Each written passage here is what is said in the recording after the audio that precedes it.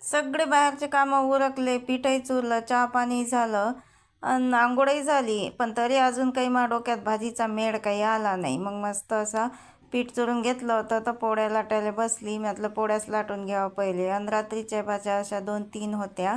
तर मग म्हटलं आज भाजीच नाही बनवत मग, कारण का दादा सुचवायलाच नव्हते. आपण जर मनानं भाजी केली की दादा मग कल्ला करतात, खायला नाणं गुणं करतात. त्यासाठी मग काही आज भाजी बनवलीच नाही. स्वयंपाक करून घेतला मस्त.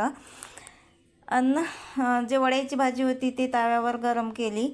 आणि एवढा ठसका होते या घरात का लय. मग खिडकी उघडून दिली, सगळा पसारा आवरला आणि भांडे बाहेर आणले, भांडे घासून घेतले आणि धुवून बी घेतले मस्त. आणि घरात नेऊन ठेवले, कारण का लय कामं सकाळी सकाळी लय गडबड असते. आता कपडे धुवायचे होते मले, तर कपडे धुयाले पाणी आता मी काही मशीन लावत नाही, ड्रमातलंच पाणी घेतो आणि कपडे धुवून घेतो मस्तपैकी. कारण बार बार मशीन लावणं हे काही बरोबर नाही. मस्त असे कपडे धुतले आणि आता पिऊन वाहू घालायचे होते. आज एकटीचेच कपडे होते तर आजही तारावरच बसले कपडे. तर मग चला काही हे नाही. आता काय मला प्लॅटफॉर्म धुवायचा होता आणि पाणी भरून घ्यायचं होतं. मग मस्त असं प्लॅटफॉर्म धुतला आणि झाडालाही पाणी मारून घेतलं. जे शेवंतीचे झाड आहेत ते मशीन बंद केली आणि पाईप उचलला आपला.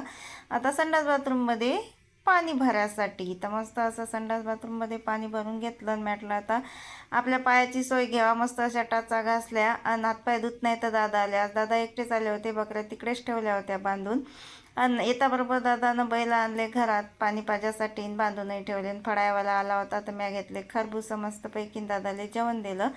आणि खरबूसही कापून दिलं दादाले. मी नंतर जेवणार आहो, कारण की मग दादा कल्ला करतात, हेच झालं आणि तेच झालं, मीठ कमी झालं आणि पीठ जास्त झालं, हळद जास्त झाली. चला तर मग भेटूया पुढच्या ब्लॉगमध्ये. बाय. व्हिडिओ आवडल्यास व्हिडिओ लाईक करा.